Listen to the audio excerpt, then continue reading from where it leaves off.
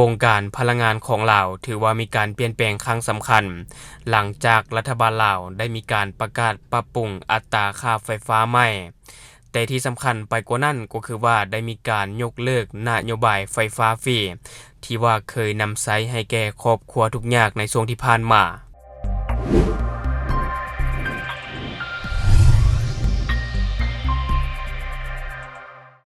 สบายดีท่านผู้ชมยินดีต้อนรับเข้าสู่รายการ Talk the New และหัวข้อที่ข้าพเจ้าอยากจะนำเสนอในมื้อนี้เฮาก็จะมาเว้าถึงวงการพลังงานของลาวซึ่งว่าในปัจจุบันนี้ก็ถือว่ามีการเปลี่ยนแปลงครั้งสำคัญหลังจากรัฐบาลลาวได้มีการปรับโครงสร้างราคาไฟฟ้าแต่ว่าที่สำคัญไปกว่านั้นก็คือว่าได้มีการยกเลิกนโยบายไฟฟ้าฟรีสำหรับครอบครัวทุกยากที่ว่ามีการนำใช้ในช่วงที่ผ่านมาซึ่งว่าข่าวตัวนี้ข้าพเจ้าจะมาจากเพจ Lao X Plus ที่ว่าเขาจะได้ลงเอาไว้เนาะอันนี้ก็ต้องขอขอบใจในข่าวจากเพจของเพิ่นซึ่งว่าในปัจจุบันนี้เฮาก็ต้องยอมรับเลยว่าวงการพลังงานของลาวถือว่ามีการเปลี่ยนแปลงครั้งสำคัญเนาะหลังจากที่รัฐบาลลาวได้ประกาศปรับปรุงอัตราค่าไฟฟ้าใหม่ซึ่งว่าเริ่มปฏิบัติตั้งแต่เดือนตุลาคม2025ที่จะมาถึงนี้และการปรับปรุงครั้งนี้เนาะก็จะมีผลกระทบโดยตรงต่อกับครอบครัวผู้ทุกข์ยากและการดำเนินงานในระยะยาวของรัฐวิสาหกิจไฟฟ้าลาวหรือว่า EDL ซึ่งว่าการยกเลิกไฟฟ้าฟรีและโครงสร้างราคาใหม่นี่การปรับปรุงที่สำคัญที่สุดแม่นการยกเลิกนโยบายไฟฟ้าฟรีที่ว่าเคยนำใช้ให้แก่ครอบครัวทุกยากที่ว่าใช้ไฟฟ้าบ่เกิน25กิโลวัตต์โมงต่อเดือนภายใต้ระเบียบการใหม่ครัวเรือนเหล่านี้จะต้องจ่ายค่าไฟฟ้าในอัตรา521กีบต่อกิโลวัตต์โมง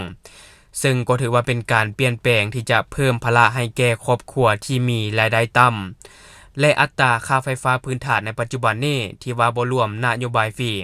อยู่ที่696กีบต่อกิโลวัตต์โมง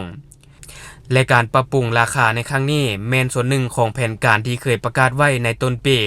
เพื่อให้ราคาไฟฟ้าสอดคล้องกับต้นทุนการดำเนินธุรกิจของ EDL ที่ว่าประเสริญกับการขาดทุนและหนี้สินที่ว่าสะสมมาหลายปีเพื่อลดพรผลกระทบต่อสังคมรัฐบาลได้เรียกร้องให้เพิ่มราคาขึ้นเทื่อละก้าวตลอดระยะตั้งแต่ปี2025จนถึง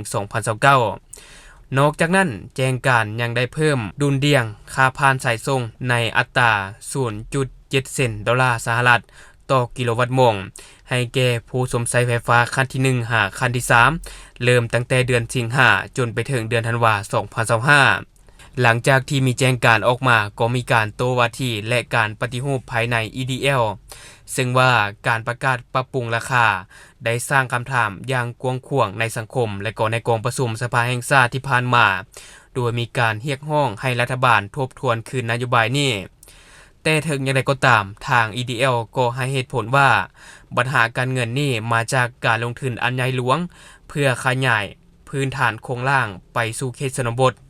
ซึ่งว่าเป็นเวียกงานที่จำเป็นแต่ว่าบ่มีกำไรและแจ้งการใหม่นี้ยังได้เน้นหนักถึงการปฏิรูปภายในอย่างกว้างขวางของ EDL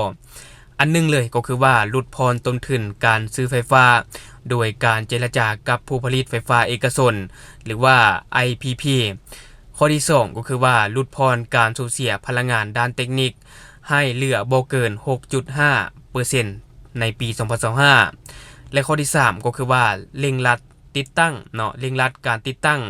มิเตอร์อิสระดิจิตอลหรือว่าสตาร์มิเตอร์เนาะที่ว่าเป็นข้อที่3และข้อที่4ก็คือว่าส่งเสริมการนำใช้พลังงานทางเลือกรวมทั้งพลังงานแสงอาทิตย์ถึงหลังคาและพลังงานลมซึ่งว่าการปรับปรุงค่าไฟฟ้าในครั้งนี้ถือว่าเป็นการเคลื่อนไหวที่สำคัญเพื่อปรับปรุงโครงสร้างการเงินของ EDL ให้ยืนยงในระยะยาวแต่ว่ามันก็มีทางเสี่ยงต่อกับประชาชนเนาะแล้วก็มีผลกระทบต่อกับประชาชนเพราะว่าหลังจากที่ว่ามีแจ้งการออกมาประชาชนหลายคนก็เข้าไปวิพากษ์วิจารณ์บางคนก็เว้าไปว่ามีหนี้หลายแล้วเนาะมีหนี้หลายแบบว่ามีหนี้สะสมมาหลายปีแล้วก็อยากให้ประชาชนช่วยพอเลยว่าใดเลยมาขึ้น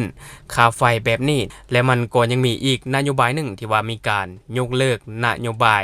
ให้ไฟฟ้าฟรีสำหรับครอบครัวผู้ทุกข์ยากอันนี้ข้าพเจ้าบ่แน่ใจว่าในช่วงที่ผ่านมาเนาะอย่างเช่นในชนบทเพราะว่าข้าพเจ้าก็เคยอยู่ในชนบทมาแม่นอยู่ว่าในช่วงนั้นค่าไฟอาจจะยังบ่ทันแพงแต่ก็บ่ได้หมายความว่าบ่ได้จ่ายเลยเนาะก็คือว่าบ่ได้ฟรีมีแต่ว่าจ่ายน้อยนะท่านผู้ชมก็คือว่ายังถูกอยู่ในตอนนั้นและในตอนนี้ก็คือว่าจะบ่มีนโยบายแบบนี้อีกต่อไปเนาะก็อย่างที่เราได้กล่าวไปว่าครอบครัวผู้ทุกข์ยากนี่นะเนาะจะต้องจ่าย521กีบเนาะอัตรา521กีบต่อกิโลวัตต์โมงจะบ่ได้จำกัดแล้วว่าถ้าว่าใส่ต่ำกว่า25กิโลวัตต์โมงแล้วบ่ต้องจ่ายหรือว่าจ่ายน้อยนะมันบ่แม่นแบบนั้นแล้วก็คือว่าจะเป็นอัตรา521กีบต่อกิโลวัตต์โมงบ่ว่าจะอยู่ในสถานการณ์ใดก็ตามเนาะแบบนี้มันก็อาจจะเฮ็ดให้ครอบครัวที่มีรายได้ต่ำอาจจะต้องดิ้นรนหน่อยนึงเนาะดิ้นรนหาช่องทางเพิ่มรายได้เข้ามาเพื่อที่จะแบ็กอัพภาระค่าใช้จ่ายอยู่บ่นี้เนาะท่านผู้ชมและสำหรับคราวนี้เฮาก็ติดตามไปนำกันเนาะว่าในอนาคตจะเป็นจั่งใดซึ่งว่าเฮาจะติดตามอย่างใกล้ชิดและถ้าว่ามีหยังคืบหน้าหรือว่ามีข่าวหยังออกมาเพิ่มเติมข้าพเจ้าก็จะเก็บเอามาฝากท่านผู้ชมและทั้งหมดก็คือสิ่งที่ข้าพเจ้าอยากจะนำเสนอในมื้อนี้สำหรับท่านผู้ชมคนใดเบิ่งคลิปของเฮาแล้วยังบ่ได้กดติดตามช่องยังบ่ได้กดกระดิ่งแจ้งเตือนก็อย่าลืมเนาะไปกดเพื่อเป็นกำลังใจให้ข้าพเจ้า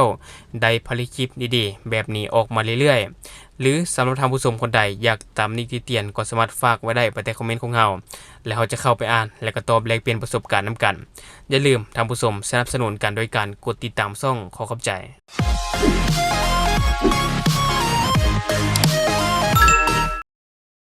สำหรับทานที่ว่ากินเรากินเบียร์ในตอนแรงตื่นเช้ามาแล้วมีอาการเมาข้างแปลว่าตับของทานเฮ็ดเวียกบ่เต็มที่บ่สามารถที่จะกำจัดฤทธิ์แอลกอฮอล์จากกระแสเลือดได้ทั้งหมดฉะนั้นจึงเฮ็ดให้เกิดอาการเมาข้างในตอนเช้าฉะนั้นอย่าลืมปกป้องตับของทานด้วยผลิตภัณฑ์ดีพลัสของเฮาตัวนี้เป็นตัวช่วยที่ดีในการปกป้องตับของทานจากฤทธิ์แอลกอฮอล์ตัวนี้จะช่วยให้เซลล์ตับมีความแข็งแรงและก็สามารถที่จะกำจัดและก็ฟอกฤทธิ์แอลกอฮอล์ออกจากกระแสเลือดได้ทั้งหมดจึงเฮ็ดให้บ่เกิดอาการเมาข้างและตัวนี้เฮาผสมยาแก้เมาข้างเข้านำเนาะถ้าว่ากินตัวนี้ใส่หลังจากที่ว่าดื่มเหล้าดื่มเบียร์ตื่นเช้ามาสามารถที่จะไปเฮ็ดเวียกเหตุการณ์ได้ปกติรวมทั้งผู้ที่ว่ามีพฤติกรรมเสี่ยงเรื่องของการกินดิบกินแดงลับก้อยซอยจุมีทานได้แน่ที่ว่ายังบ่ฮู้ว่าการกินดิบมันคือการเอาเชื้อโรคเข้าสู่ร่างกายของท่านโดยเฉพาะพยาธิใบไม้ในตับเนาะสารตับและก็ไวรัสตับชนิดต่างๆฉะนั้นเนาะควรที่จะปกป้องตับของท่านไว้ก่อนถ้าว่ามันเป็นพยาธิตับแล้วมันยากที่จะปินปัวปกป้องตับของท่านด้วยผลิตภัณฑ์ดีพลัส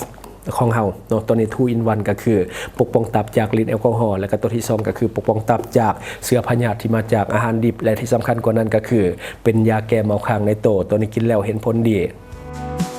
มีพลัสปกป้องตับและแก้เมาค้างในตัวเดียวกัน